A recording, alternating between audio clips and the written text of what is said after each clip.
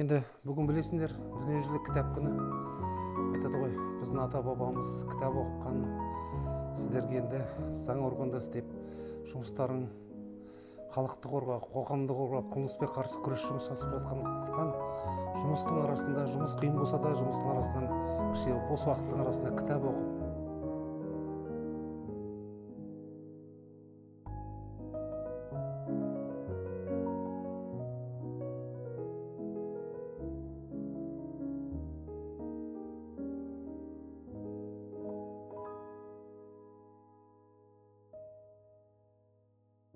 құрметті полиция мырзалар, құрметті әріптестер, бүгін енді дүниежүзілік кітап күні дейді.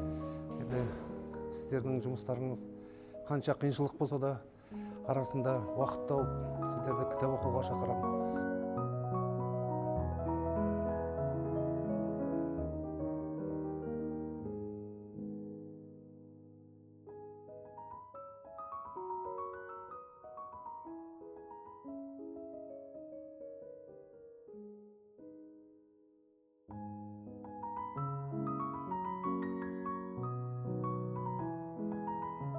Ғұмырлы, ғибратты ғұмыр деген бұл отан соғысының ардагері, біздің облысымызды басқарған адам, Сарқанды ауданының, Қаратал ауданын басқарған біздің Болсамбек Абдықадыр Болсамбеков атамыздың генерал, соның майдандас досы.